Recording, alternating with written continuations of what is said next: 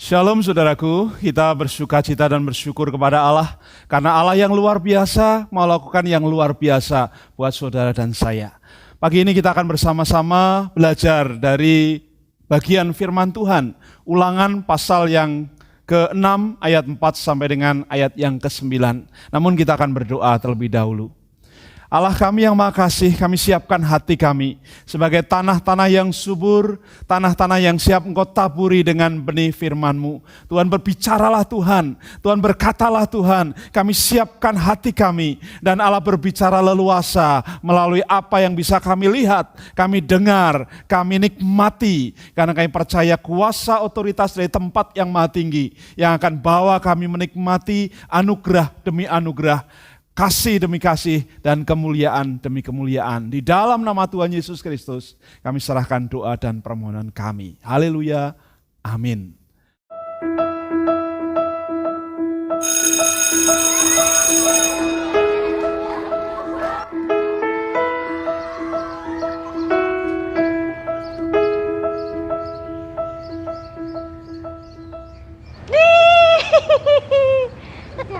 Oh my goodness. Tawa ka pa. Alam mo naman, pag dumi, ayaw ni Mami, di ba? Di ba? Oh, ba't nagdumi ka?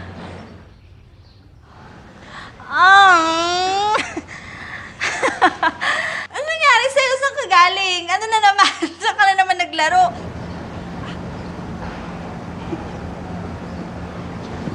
Ano ginawa mo?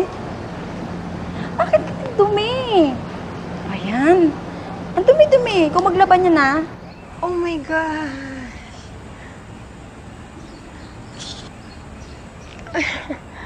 Ang dumi-dumi mo, be. Gusto ko talaga makita siyang malinis. Every time. Ayoko may masabing hindi maganda sa anak ko kasi masakit yun sa akin bilang ina.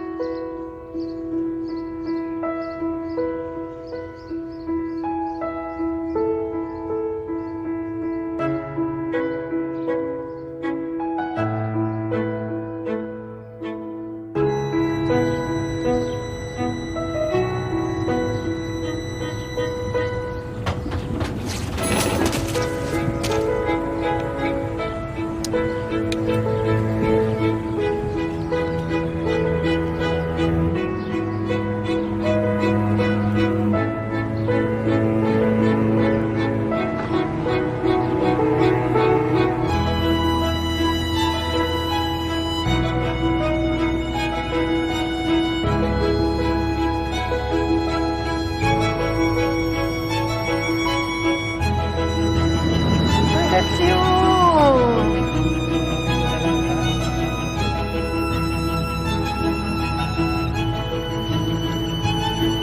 Can I help you?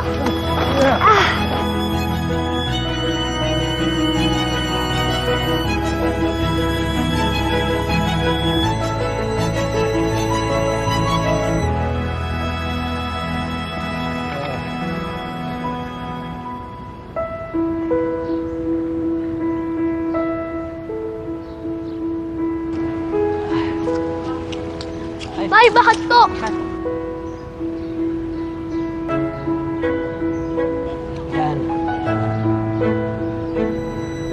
Galing-galing naman.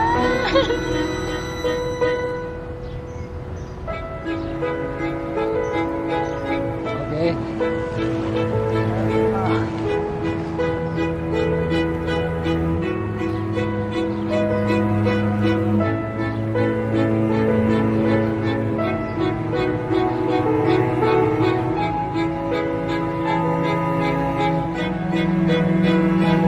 Ano ba yung sasabihin ng mami mo?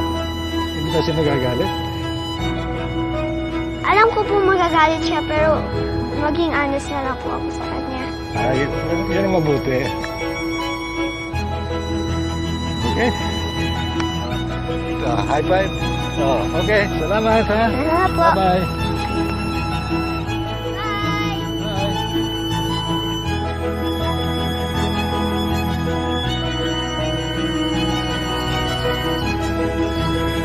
Galing-galing naman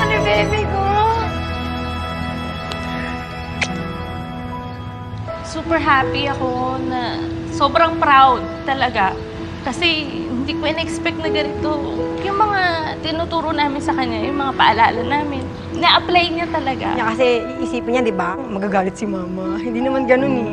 Talagang yung heart niya. Nakita ko, super proud. Ang galing pala ng ano ko. Okay naman pala ako, Mami. Lagi ko rin kasi pong dinadaw yung sarili ko.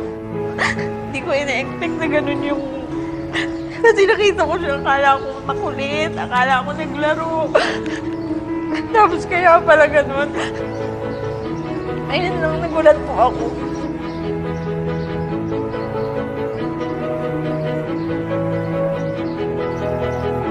Hello po. Sige po. Ba't ka umiyak? Kasi kala ko nagkulit ka doon. Ayun naman pala, nag-help ka naman pala kay Lolo.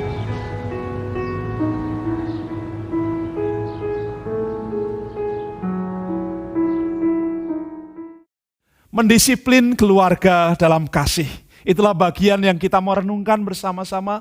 Kalau kita lihat keluarga kita, apa yang ada di benak saudara? Apakah masih ada senyuman hari ini? Apakah masih ada sukacita hari ini? Apakah masih ada semangat hari ini? Tuhan mau katakan kepada kita hari ini bahwa disiplin itu penting. Disiplin itu diungkapkan sebagai bagian yang terus-menerus Tuhan rindukan. Dari sisi istilah, disiplin artinya adalah belajar. Disiplin artinya murid. Dari kata disciple, yang artinya orang yang mau belajar, orang yang mau dengar-dengaran, orang yang mau mengerti kasih Allah. Makanya Yesus menyebut muridnya, itu bukan follower, bukan. Tapi disciples, murid-murid, orang-orang yang rindu supaya setiap orang kenal dan belajar tentang Tuhan Yesus. Hari ini, apakah disiplin itu? Disiplin adalah sesuatu yang Allah rindukan. Ketaatan kepada peraturan, ketaatan kepada metode tertentu untuk melatih kepekaan kita. Untuk melatih satu kepekaan kita terhadap tugas yang diberikan. Disiplin berarti tata tertib untuk mengembangkan diri kita menjadi lebih baik lagi. Apakah kita siap untuk menjadi lebih baik lagi? Tuhan mau rindukan hari ini. Disiplin itu akan membuat saya dan saudara bertanggung jawab. Kita akan belajar mengerti apa itu visi. Kita akan belajar mengerti apa itu mengerjakan dengan tuntas. Kita akan belajar untuk tidak stres. Kalau kita tidak punya disiplin, kita gampang stres. Tuhan mau katakan, mari kita kelola disiplin kita. Supaya stamina kita menjadi baik. Kita atur keseimbangan diri kita, supaya kita produktif. Supaya kita kreatif. Supaya kita inovatif dimanapun kita berada. Makanya Tuhan rindukan hari ini firman-Nya betul-betul luar biasa. Mengapa saya dan saudara perlu disiplin? Karena Allah mau kasih beberapa berkat buat saya dan saudara hari ini. Yang pertama, dikatakan kepada kita bahwa disiplin itu berpusat dari kasih Allah. Dengarlah hai orang Israel, Tuhan itu Allah kita, Tuhan itu Esa. Itulah yang dipakai oleh orang-orang Israel untuk mengajari disiplin mereka. Disiplin yang mereka buat adalah disiplin yang berdasar kasih, bukan berdasar hukuman, bukan berdasar karena kesalahan, bukan. Tapi disiplin itu mengajar mereka untuk mengasihi Allah, untuk mengasihi Tuhannya. Seperti apa mengasihi? Mengasihi dengan segenap hati, mengasihi dengan segenap jiwa, mengasihi dengan segenap kekuatan, dan juga dengan akal budi kita. Makanya Tuhan berkata kepada kita, jadilah penurut-penurut Allah seperti anak-anak yang terkasih di dalam Tuhan Yesus Kristus. Mereka akan belajar mengasihi Allah, belajar untuk menyerahkan dirinya menjadi persembahan-persembahan yang kudus, yang harum dan berkenan kepada Allah. Dalam Efesus pasal 5 ayat yang pertama sampai kedua berkata seperti itu. Yang kedua, disiplin itu mempersatukan. Seorang pria akan disatukan dengan seorang wanita dan jadilah keluarga. Keluarga yang sudah terbentuk ini bisa carut-marut, bisa kacau kalau tidak ada persatuan. Demikian juga keluarga dengan Tuhan.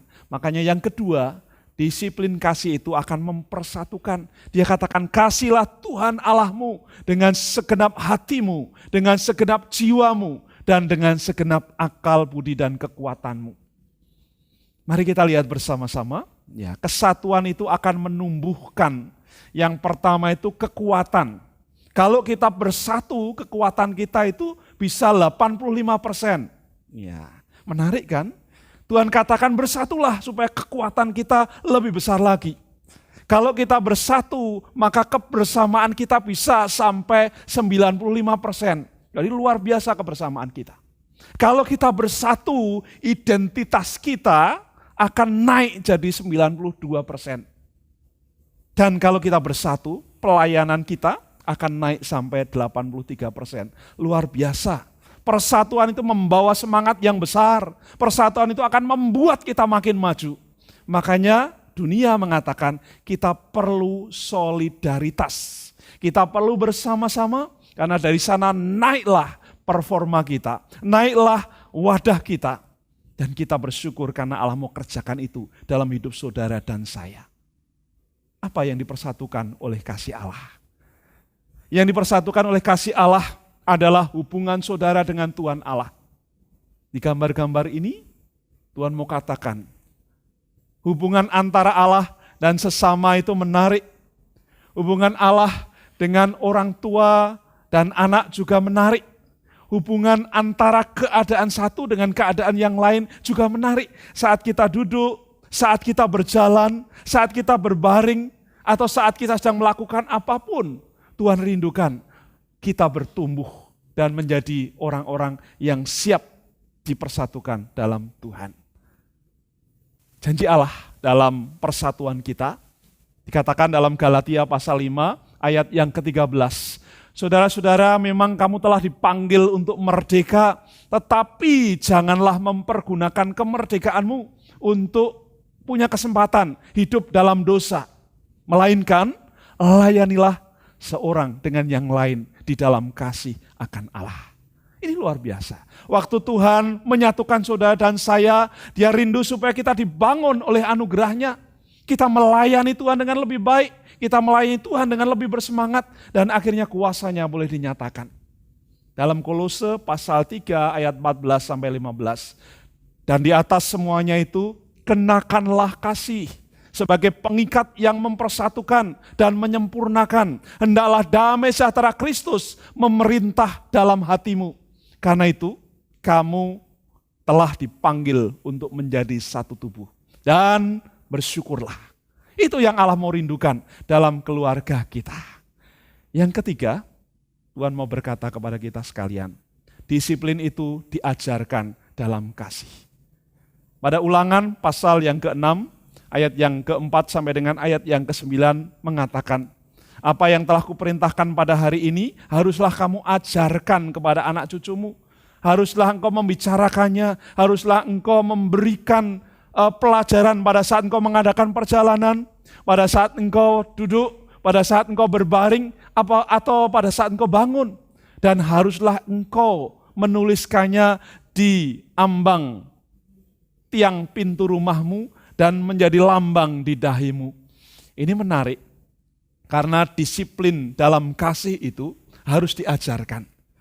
Anak-anak cucu-cucu kita, mereka adalah orang-orang yang siap meneruskan apa yang Allah sudah berikan kepada kita. Firman Tuhan berkata, jadilah penurut-penurut Allah seperti anak-anak yang kekasih dan hiduplah di dalam kasih seperti anak-anak ini. Mereka mengasihi Kristus sebagaimana Kristus mengasihi mereka yang sudah menyerahkan dirinya dan hidup sebagai persembahan yang kudus, harum dan berkenan kepada Allah.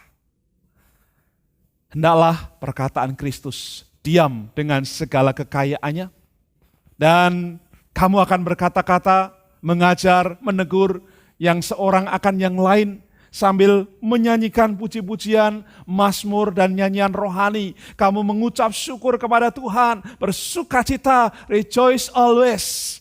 Dan Tuhan katakan, dan dalam segalanya kamu lakukan dengan perkataan atau perbuatan, lakukanlah itu di dalam nama Tuhan Yesus sambil mengucap syukur kepada Allah Bapa kita.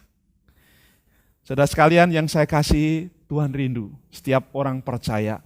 Mari kita disiplin diri kita yang berpusat kepada Tuhan Yesus, yang bertujuan untuk mempersatukan dan perlu kita ajarkan di dalam kasih ilahi. Kiranya firman Tuhan ini boleh jadi berkat buat kita sekalian.